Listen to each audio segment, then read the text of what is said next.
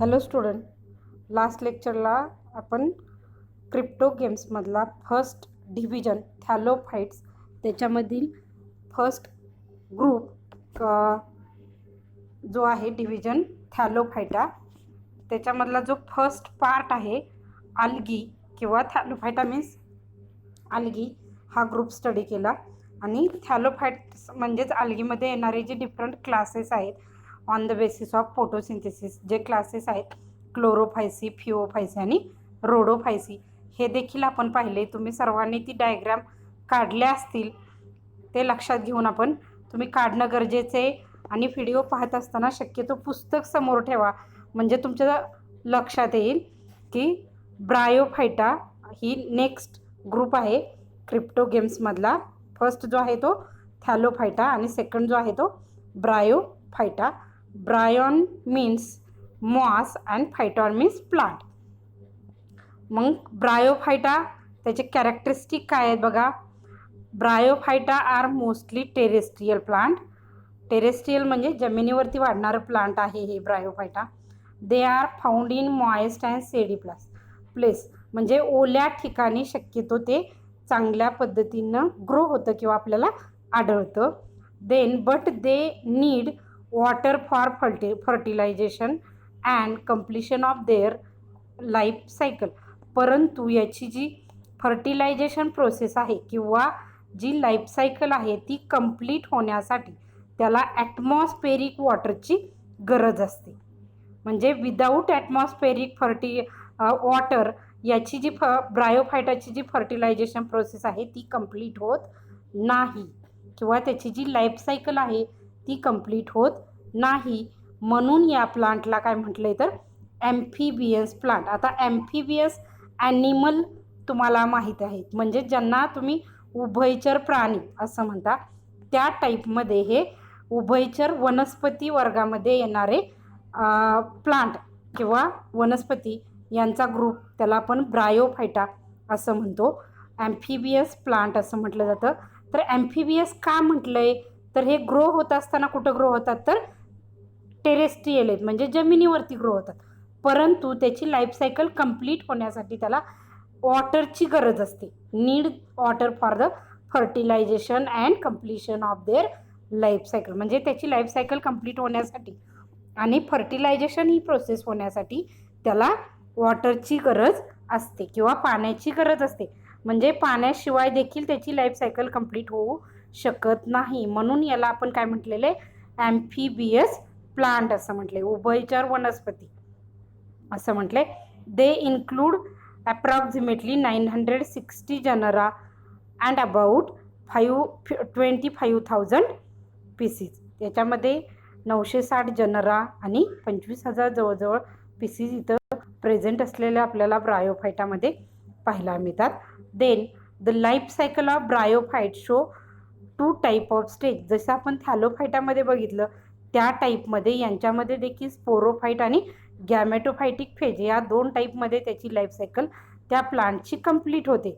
मग पहिली जी स्टेज आहे ती कुठली बघा. व्हेजिटेटिव्ह प्लांट बॉडी इज थॅलॉइड और लिफी विच रिप्रेझेंट गॅमेटोफायटिक जनरेशन. म्हणजे पहिली जी स्टेज आहे त्याच्यामध्ये जी व्हेजिटेटिव्ह प्लांट बॉडी आहे किंवा जे थॅलॉइड आहे, तुमच्या बुकमध्ये खाली रिक्सिया मार्केसियाची जे पिक्चर दाखवले आहेत आणि फिनॉरिया ह्या ज्या डायग्राम दाखवल्यात, these are the thalloid body. म्हणजे लिप लाईक स्ट्रक्चर पाहायला मिळतं त्याच्यामध्ये. प्रॉपर असे रूट पण नसतात, फक्त रायझॉइड या प्लांटमध्ये पाहायला मिळतात. These are attach to the substratum. म्हणजे त्या जागेला घट्ट पकडून ठेवण्यासाठी याच्यामध्ये प्रॉपर असे रूट प्रेझेंट नसतात, परंतु रायझॉइड प्रेझेंट असतात as a root like structure. पुढे दिले बघा, bryophyte have the root like structure called as a rhizoid असं सांगितले.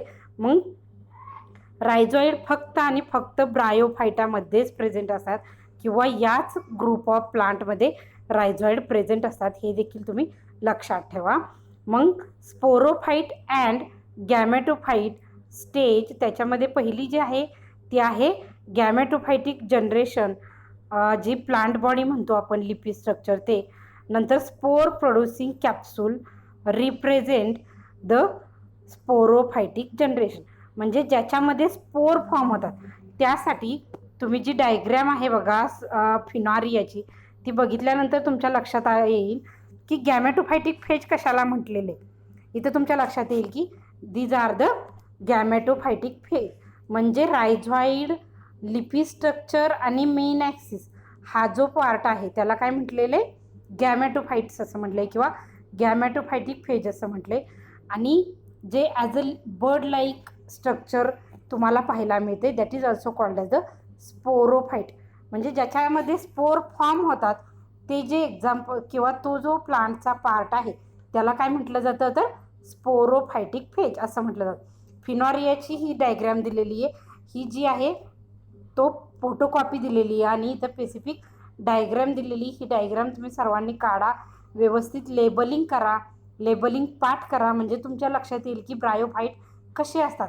या टाईपमध्येच ब्रायोफाईट रिक्सियामध्ये पण असतात, नंतर अँथॅसेरोसमध्ये पण या टाईपमध्येच त्यांचं स्ट्रक्चर असतं, गॅमेटोफाईट आणि स्पोरोफाईटमध्ये.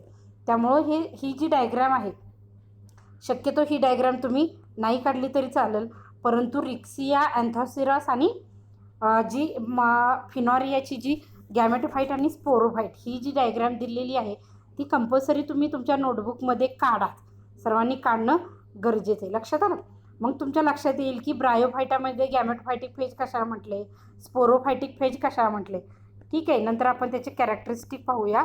त्या डायग्रॅम बघून घ्या, म्हणजे तुमच्या लवकर लक्षात येईल की कशाला म्हटलं जातं ब्रायोफाइट्स ते. मग आणखी काय सांगितलं बघा, sporophyte produce capsule represent sporophytic generation. Sporophytic generation ज्यातून फॉर्म होतं, जो कॅप्सूल असतो त्याला काय म्हटलेले, sporophytic generation. Then bryophytes have the root like structure, that is also called as a rhizoid. Rhizoids हे ब्रायोफायटाचे 2 ग्रुप आहेत, त्याच्यामध्ये एका ग्रुपमध्ये लिव्हरवर्ट्स इथं दिलेले बघा. लिव्हरवर्ट्समध्ये ते कसे असतात, तर लिव्हरवर्ट्समध्ये ते युनिसेल्युलर आहेत, these are the unicellular. Then multicellulars are present in to the mosses, म्हणजे कसे, तर the rhizoids are unicellular in liverworts. लिव्हरवर्ट्समध्ये ते युनिसेल्युलर आहेत आणि मॉसेसमध्ये मल्टीसेल्युलर आहे. आणि रायझॉइडचं फंक्शन ऑफ रायझॉइड्स असं देखील बऱ्याच वेळा विचारलं जातं. मग फंक्शन काय आहे रायझॉइड्सचं, इथं दिलेले बघा. Functions, these are the rhizoids. Rhizoids absorb water and mineral and also help in fixation of the thallus on substratum, म्हणजे जी प्लांट बॉडी आहे किंवा जो थॅलस बॉडी आहे ती त्या सबस्ट्रॅटमवरती फिक्स करण्यासाठी देखील रायझॉइडचं कार्य किंवा मदत होते. त्याचबरोबर वॉटर आणि मिनरल ॲब्सॉर्ब करण्यासाठी देखील त्याची मदत होते. मग ही 2 त्याची फंक्शन आहेत, absorption of water and mineral and fixation of thallus. These are the 2 function of rhizoids. हे rhizoidsचे 2 function. Then bryophytes are divided into the 2 groups. ब्रायोफायटाचे 2 ग्रुपमध्ये डिवायडेशन झालेलं आहे आणि त्यातला पहिला जो ग्रुप आहे तो लिव्हरवर्ट्स किंवा त्याला हिपॅटिकी क्लास असं देखील म्हटलं जातं. लिव्हरवर्ट्स किंवा हिपॅटिकी. मग these are the lower member of bryophyta. ब्रायोफायटाचा जो लोअर क्लास आहे त्यालाच आपण हिपॅटिक असं म्हटलं जातं. These are primitive group of bryophyte. Gametophyte possess flat plant body called as the thallus. याच्यामध्ये जी प्लांट बॉडी आहे ती कशी आहे, तर plant body these are the, ठीक आहे, hepaticae. These are the lower member of bryophyta असं म्हटले बघा. आणि त्याच्यामध्ये जी लिफी किंवा फ्लॅट प्लांट बॉडी आहे त्याला आपण थॅलस असं म्हणतो. Then these are the thallus कसं असणार आहे, तर green dorsiventral prostrate with unicellular rhizoid. आणि त्याचं जे एक्झाम्पल आहे ते रिक्सिया आणि मार्केन्सिया. हे हिपॅटिकीचं जे आहे ना ते एवढं लक्षात ठेवा की thallus is green, dorsiventral, prostrate म्हणजे पसरलेलं असतं, डॉर्सी व्हेंट्रल असते दोन्ही बाजूंनी, डॉर्सल आणि ventral.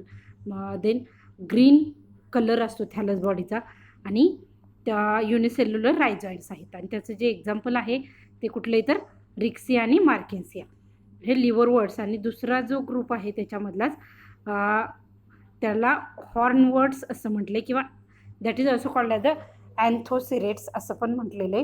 These are the possess flat and thallus. The thallus produce horny structure, जे इथं डायग्राममध्ये तुमच्या लक्षात येईल बघा. हॉर्नी स्ट्रक्चर अँथोसरसचं कसं दाखवले, हे जे दिसते ना that is also called as a horny structure. मग that is the example of, हे एक्झाम्पल दिलेले ते कशाचं आहे तर अँथोसिरस दिलेले.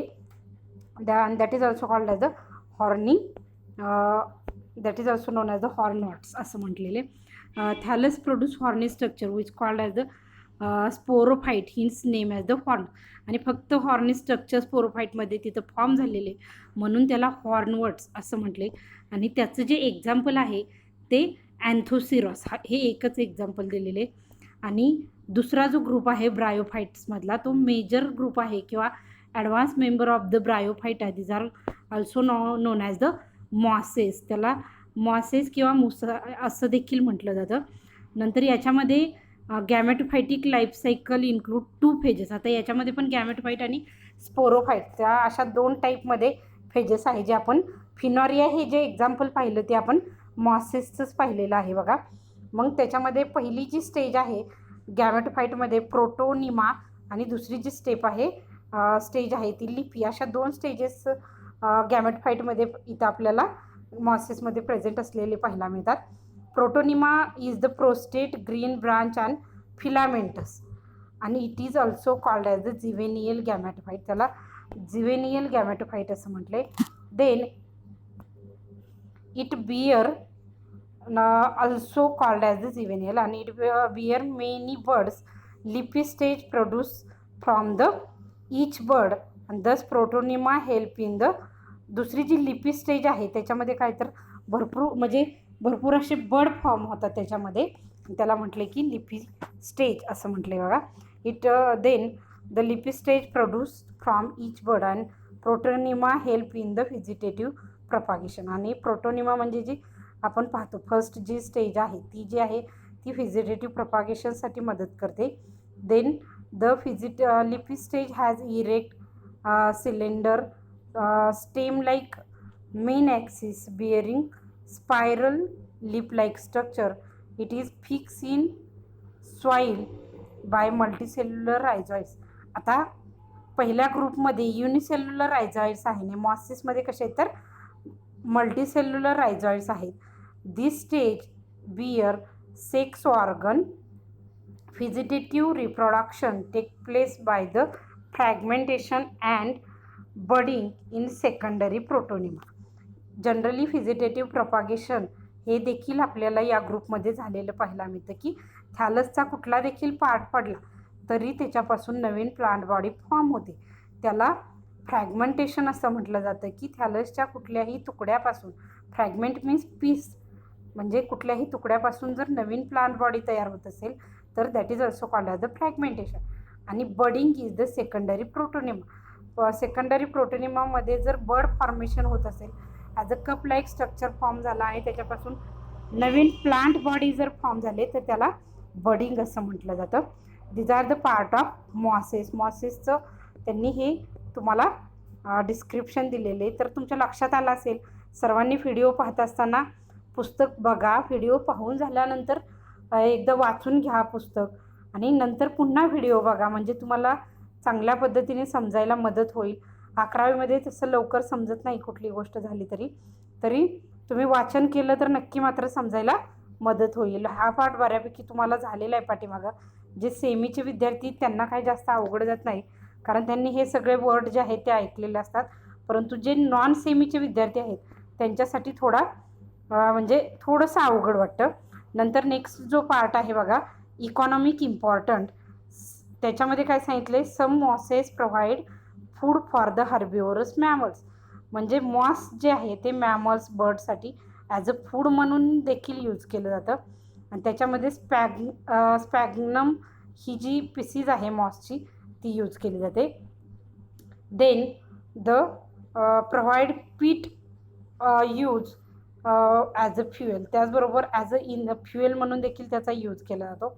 Mosses are also use for the packaging material. तुम्ही बघितलं असेल की आंबे किंवा कुठलं जर म्हणजे जास्त लांबचं ट्रान्सपोर्टिंग असेल तर त्याच्यामध्ये पण आंब्याबरोबर जसा पालापाचोळा टाकला जातो ना आंब्याच्या बॉक्समध्ये, त्या टाईपमध्ये बऱ्याच फ्रुट्समध्ये किंवा कशामध्ये मॉसेसचा देखील यूज केला जातो ॲज अ पॅकिंग मटेरियल म्हणून. Then transport of living material because they have significant water holding capacity. Water holding capacity मॉसमध्ये असल्यामुळे त्याचा यूज केला जातो ॲज अ पॅकिंग मटेरियल म्हणून. Then just like lichen mosses are the first living being to grow on the rock. त्याचबरोबर mosses आणि lichens हे असे प्लांट आहेत की ते सर्वात सुरुवातीला रॉकवरती ग्रो होणारे प्लांट आहेत. म्हणजे अगदी खडकाळ प्रदेशामध्ये देखील नवीन सजीवसृष्टी तयार करण्यासाठी मॉस आणि लायकेनचा यूज होतो. म्हणून त्यांचा म्हणजे इकॉनॉमिक इम्पॉर्टंट आहे ॲज अ एन्व्हायरमेंटल इश्यूमध्ये तो तुम्ही तो नोट डाऊन करू शकता. Then they decompose rock to form soil and make the suitable for the growth of higher plant. त्याचबरोबर ते जर आपण मॉस जे आहे ते जर डिकम्पोज केलं तर त्याच्यापासून आपल्याला म्हणजे सॉईल तयार होते. रॉकपासून म्हणजे सॉईल फॉर्म होते. जर रॉकवरती जर कुठलंही प्लांट ग्रो झालं तर त्याच्यापासून सॉईल फॉर्म होते आणि these are suitable for the growth of higher. आणि ती तयार होणारी जी सॉईल आहे ती आपण प्लांटेशनसाठी किंवा हायर प्लांट ग्रो करण्यासाठी यूज करू शकतो. Dense layer of moss help in the prevention of soil erosion thus act as the soil binder.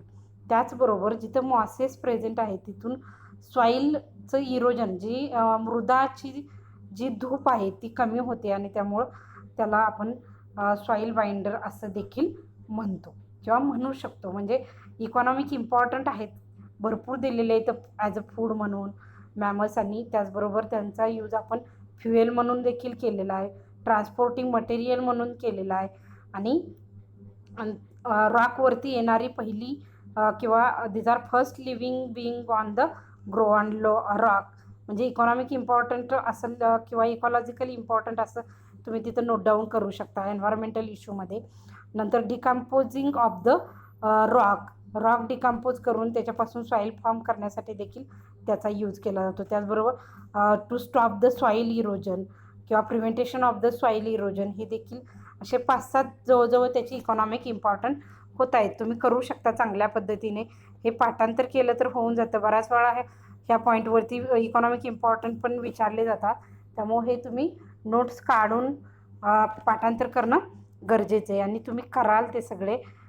ठीक आहे, थांबवा आपण इथं. थँक्यू.